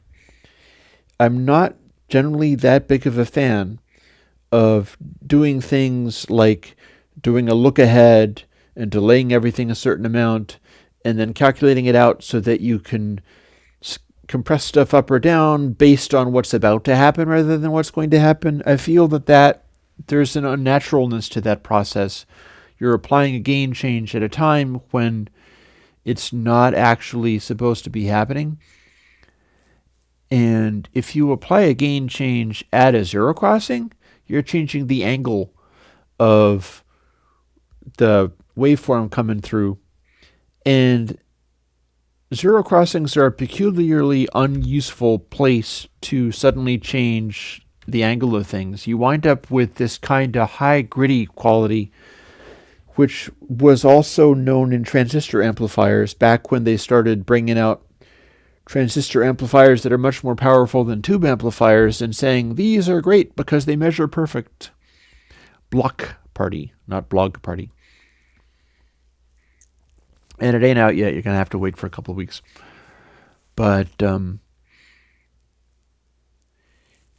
so I'm not all that much of a fan of the great cleverness to which peak limiters go in order to try to behave as if they are not coloring or altering the sound. I tend to feel that rather than just applying sort of straight up distortion, they end up applying a bunch of weird inharmonic fuzz by fiddling with the level so constantly and in such a busy and precise way.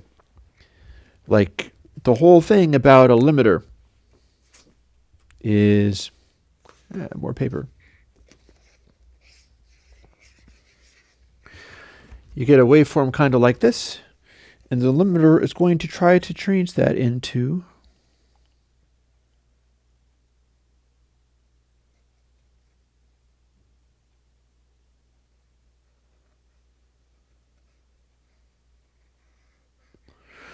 this, where all the rest of it is just the same, but this one has been dialed down. But the point at which it is changing the volume of it is a point at which there's a discontinuity at 0, assuming it's doing it that way. It could also do it in such a way where you get like a really crude version of it will just put a point on the edge when it gets to the point where you've got to turn down. And a look ahead behavior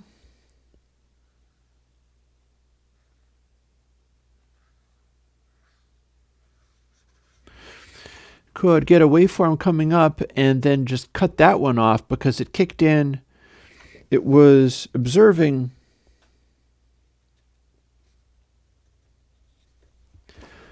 this point early. So as this one starts to get super loud, it's chopping off this one that doesn't need to be chopped off because it's scaling it down so that it can swing up to the top of this waveform without providing that sort of clipping point there. Just the stuff that limiters do and why they do it and what they do it for has never appealed to me, so I don't tend to make limiters. What's going to happen in the next 3-4 weeks or so, it's going to be for about 4 weeks to have all of this out, is you're going to... when I record weird modular things, I use my magnetodynamic infundibulator, quite literally. The weird modular things are all analog. There are no plugins in the weird modular things. I calibrate my ear using analog, not using digital. So my expectations of the plugins have to measure up to my analog gear rather than the plugins that I had last year or whatever. And I feel this helps me as far as keeping me grounded to stuff that sounds right. But the magnetodynamic infundibulator is a strange wiring up of a transformer combined with some diodes and things. And it worked out real good. It's a sort of crazy homebrew project kind of thing. And that's literally what I use on the output of the audio system. So what's going to be coming out over the next few weeks is, firstly, a reverb that you'll probably find kind of amazing. I think it's pretty amazing. I think it's going to be a pretty spectacular discovery for people, depending upon the kind of stuff that you like. For instance, if you were a big fan of the Lexicon LXP1 Infinite Reverb, this is better. I'm pretty sure this is better. So that's all very nice. And then after that, let me see the specific sequence of them. I'm going to go and have a look here.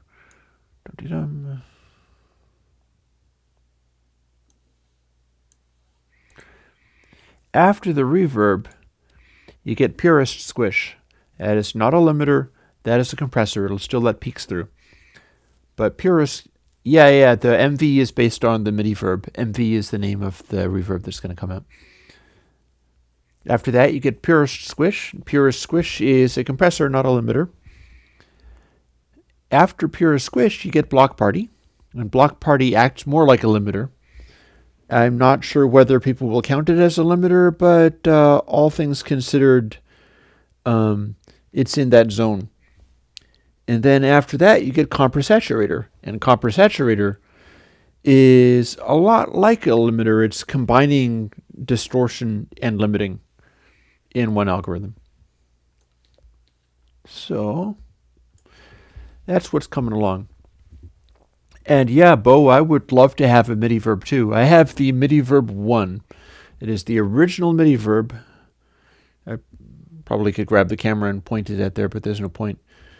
I'm tapping the MIDI verb right here. And it is this really primitive old unit that has RCA jacks on the back rather than even 1/4 inch. And it just has an amazing tonality And I've been talking for the last couple of months or so about this, that I've learned that the MIDI verb and the MIDI verb 2 were the digital reverbs from Alesis before they had a multiply feature in the processor. So the secret about those, and it turns out that it is a secret that I can reproduce. In fact, I am curiously well suited to reproducing it. In the MIDI verb, all gain changes are bit shift gain. Every single gain change, including the ones in the all-pass filters, which are supposed to be a multiplication by 0.618, every single one is instead a 0.5 or a 0.25 or whatever. And that's how it gets its sound. The MIDI verb and the MIDI verb 2, even though it's a really old school, like low-res delay, it's something like 12-bit or something like that. I don't know exactly what is going on with it. Even though it is low-res fixed point, all of the gain shifts inside it are being done without causing quantization error.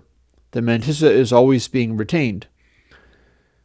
So that's why it gets the sound that it does, and that's why it has the peculiar algorithms that it does, because in those early MIDI verbs, you don't get the same algorithms that you did in like MIDI verb 3 or MIDI verb 4 or other people's stuff, because all their algorithms had to be done using only like comb filters and all passes that were implemented with multiplications of like factors of 2. All the multiplications had to be done by 0.5, so that restricted the algorithms they had available to them enormously. So with MV, I've done a experiment, which is a very simple form, I think what they used to call a Bloom filter. And it just sort of expands outwards. And I've got up to 26 all passes, but they're all being implemented that way. It's essentially taking the same thing as the stretch algorithm that I had in Pocket Verbs, which is probably going to be released as individual algorithms rather than and it depends. If people really bug me about it, I suppose I will. I've always kind of gone off of doing all-in-one plugins where it includes all this different stuff, and I tend to move beyond that for most cases. Chris, I like your attitude. Moving the studio around and getting natural reverb. See, that I would do that if I could. I don't have a convenient place for a chamber in my house, and I would absolutely do that given the opportunity. Maybe that is some future design. I could be like, I have a basement. Guess what? Part of my basement is now a chamber. No, I'm thinking of Bloom as in a patch on one of the old MIDI verbs or something. There is a kind of patch in certain old reverbs that is essentially nothing but a long string of all passes. And you can tell it by the way that you don't get any early reflections and the sort of weird expansion. It starts sounding like Paul Stretch. It starts sounding like the algorithm Paul Stretch when you do that. So it's not a particularly realistic reverb, but it's a very good spatializer. And I'm here to tell you, it makes the most awesome infinite reverb. You can't really do better as far as infinite reverb is concerned. It's just wash of infinite size. Now, Bernard, I would have to say yes, but there is a caveat. I found a trick with Dither Float. I experimented with it, and I found that it worked, but I am not the first person to have that thought. There was another person who was writing up a paper on possible approaches for dithering floating point numbers, and he had the same idea. And what he did was he said, well, we could just apply this dither in such a way that it exactly dithers the mantissa wherever it presents itself, but that would be wrong. And he said it would be wrong because the volume of the noise would change, and the noise must always be the same. So he had the idea and he threw it away, basically.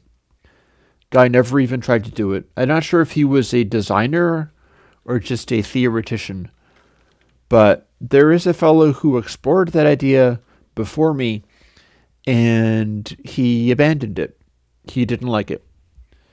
So I am apparently the first person to take that idea, actually try it, and find that it worked. And by worked, I mean it completely gets rid of the truncation artifacts, but then you get a small artifact as the dither changes volumes. And that shows up in measurements. It shows up as a kind of harmonic distortion thing.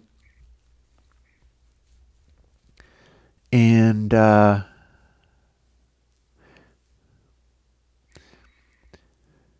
will also say, Bo, when you're talking about Valhalla Shimmer, Valhalla stuff is very cool, but Valhalla Shimmer has a special thing going on. And I'm not quite sure how it's implemented, although I suppose I could find out at some point.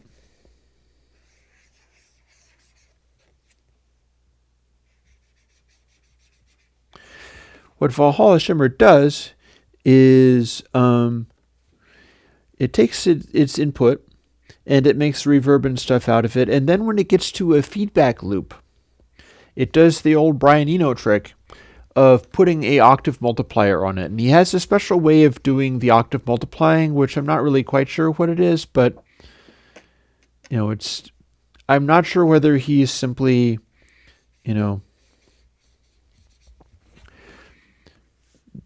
converting everything to only positive and then, I don't know, maybe filtering it or whatever, doing something like that. But what Valhalla Shimmer does, and one of the reasons I haven't done anything like that is partly because I have Valhalla Shimmer, although I don't use it because I'm not really using plugins. And I've always liked that guy, so I didn't want to step on his world. But the trick of Valhalla Shimmer is a octave multiplier on the feedback loop.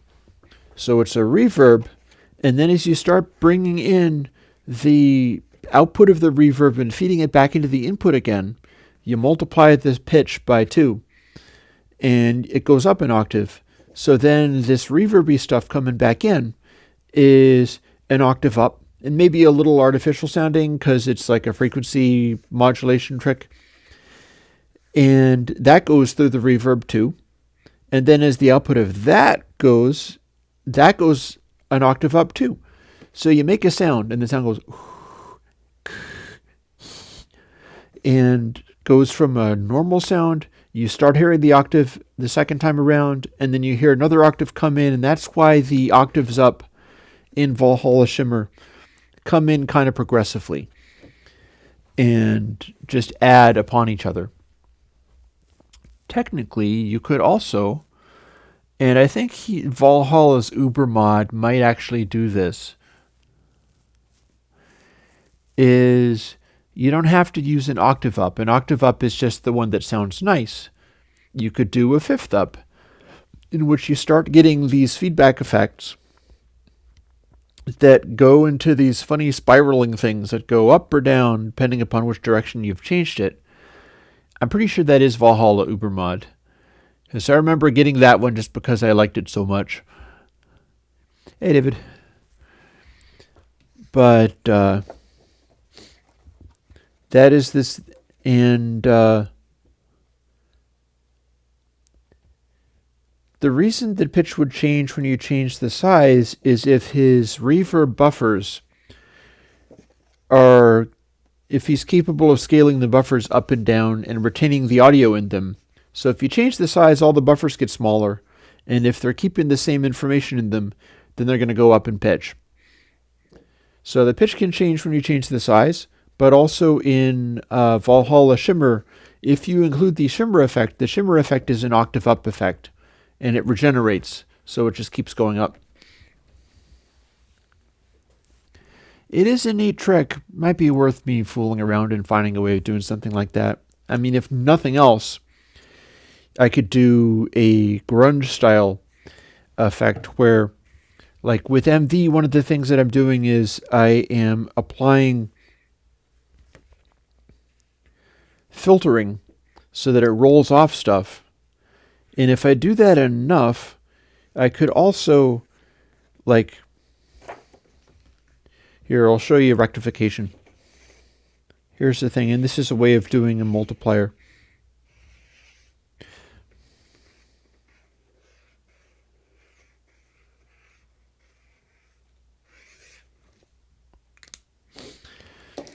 If you have a waveform like this is a given frequency. If you then take all of this stuff under zero and flip it, it becomes over zero. And although it's based on exactly the same information, it's just ignoring the sign bit. But the effect of that can be very much like a octave up. It's the same thing as the old Octavia pedal for guitars, is that you're just rectifying stuff to be only positive vibrations. And it can give you a very strong octave up effect. You'll hear that on, in fact, I could even take a moment. It's 12:52, so it's time to do crazy things. Let me show you something funny. Because I just happen to have stuff sitting around. I'm probably going to want to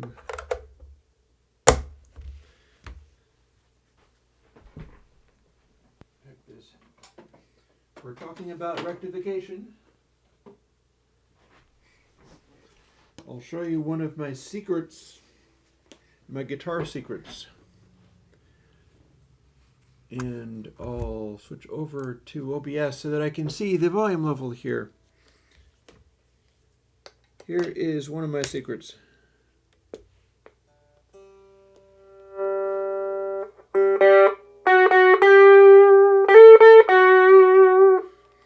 Here we have a little amp.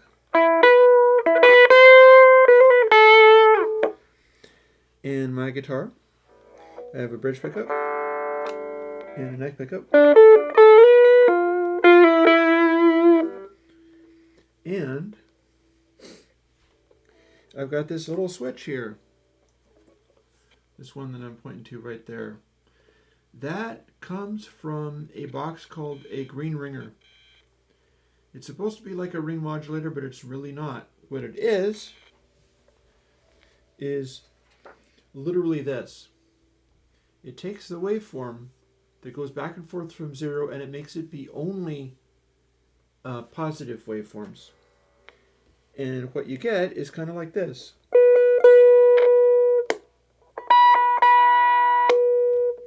I'll play the same note. That's what you're hearing.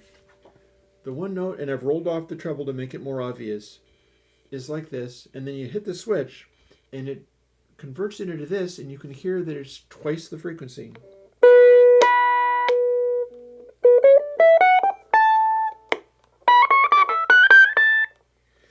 It can be a really nice effect in a lot of ways. And I could be doing this in plugins as well. That's something that I could use in plugins.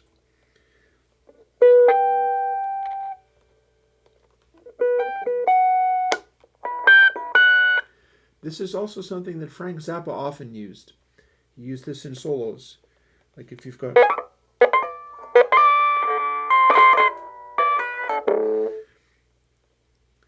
And you'll also find that if you have a more complicated waveform, rather than being this nice sine wave looking thing that converts very cleanly into the upper octave like this, if you have a brighter sound,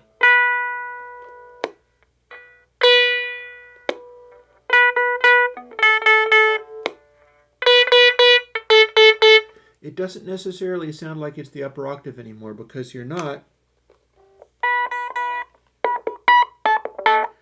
taking away all the other frequencies. Instead, you're letting stuff come through where it almost sounds like the lower note is still there. Also, if you're going to lower notes, you can find the same thing. It sounds weird, but it still sounds like the note. Also, the last thing to learn about with this crazy effect is like this. If you take multiple notes and do this thing to it, it goes insane.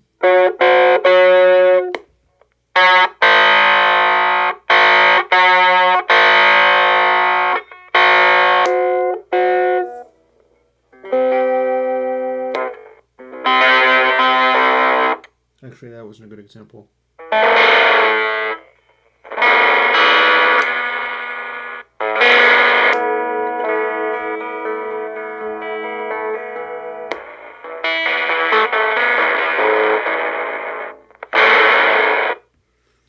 So,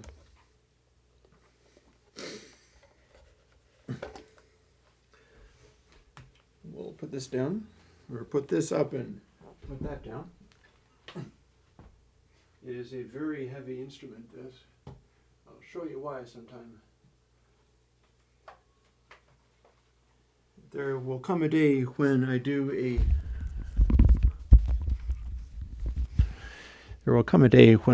a special feature for my live stream and like take apart the guitar or take the back off of the guitar, and then you will see that the back cavity that's supposed to hold springs is filled with concrete. That's why it has as much sustain as it has. Wacky stuff going on there. But yeah. Chris, there are ways in which I could put my plugins on a chip, but they involve something that I also need to put some work into. And it hasn't been happening all that fast. It might happen more when I start really running out of new things to do with plugins, and I've still got lots of those to come out. I have a little box called the Axolotl. It's an experimenter board, and you can use it for various stuff, and you can program it. So, basically, doing things like plugins, and by that I'm probably thinking in terms of like the plugin that's coming out, MV, is one where I could almost certainly use the Axolotl experimenter board, and it has a good input and output that comes by default on guitar jacks. So you can plug a guitar into the thing just fine. And it is a little tiny computer. So as such, if I could program my plugin in the Axolotl's CPU, then I'd be able to do it. The question becomes, like, how comfortable am I? Because it's not programming in C anymore. It's programming in machine language. It's programming in these individual accumulator bits and stuff. And I'm not saying that it's going to be impossible, but I am saying I have not done it yet. And typically that's why I'm not doing a thing, is because I haven't begun doing it yet.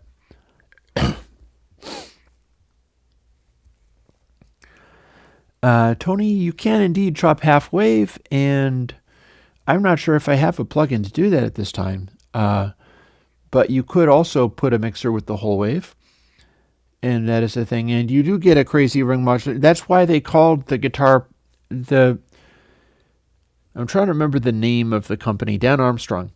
The Green Ringer, which is what's in that guitar, is a reissue of a Green Ringer. And the Green Ringer was the kind of guitar box that came as a little plug that you stuck on the end of your guitar. So you couldn't put them in Stratocasters and stuff like that. But that also is the same company that did the Orange Squeezer, which is my favorite guitar compressor. And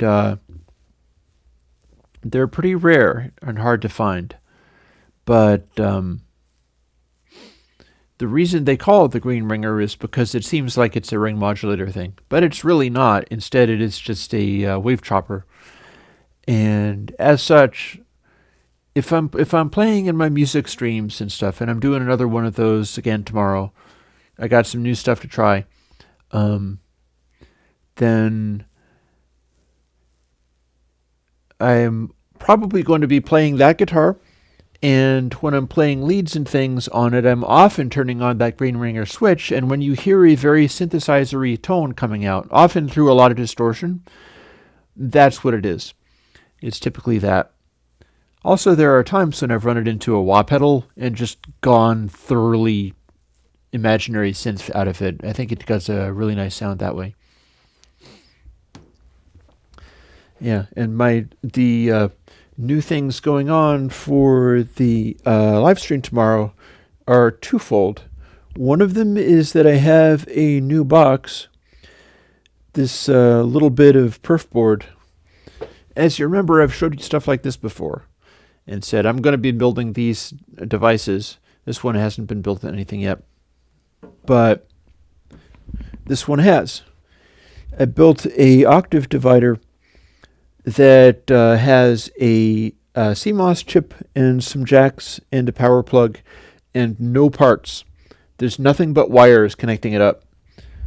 Just because I started experimenting with it and I was trying to see what I could make happen, and it worked. So it may not be optimal and it may not be good for the chip, but that's $5 worth of parts, so I don't care if it blows up. I'll replace it if it blows up. And that is doing an octave down effect for the Moog Mother 32. And then the Moog DFAM has this conglomeration of white-colored patch wires on it. I'm coming up with a way of running the envelope generators from that into other places on it, which doesn't always work. It seems like I can't run the envelope generators into their own inputs without just replacing those things. But I still came up with ways of doing it. Like I came up with a way of doing the, I think it is the CV output for amplitude, and overriding that with something else to sort of exaggerate it and make it more of a powerful thump and then quicker die off after the envelope goes down. So I've reshaped the dynamics of the kick, and I've also reshaped the frequency of the kick by running another one of those things into a frequency modulation input. So all things considered, it should be a fun techno day tomorrow for the music jamming. And maybe I'll see some of you folks then. In any case, it has become 1:03 in the afternoon. So I get to make myself another cup of coffee and maybe even lunch or something. Like, if the Patreon's doing very well, I can have food. And I will talk with you folks later, because we're pretty much done for now. And amazingly, this time I actually did get the guy coming in and abusing everybody, which is cool. I'll keep it on live chat wherever possible, and if things get really nasty and hostile in the chat, then I'll switch it over to top chat. But I prefer it at live chat where possible, so we'll see how that goes. In any case, I'll talk to you later. I hope you enjoyed Cojones, and I know you're going to like the new reverb coming out next week. Laters.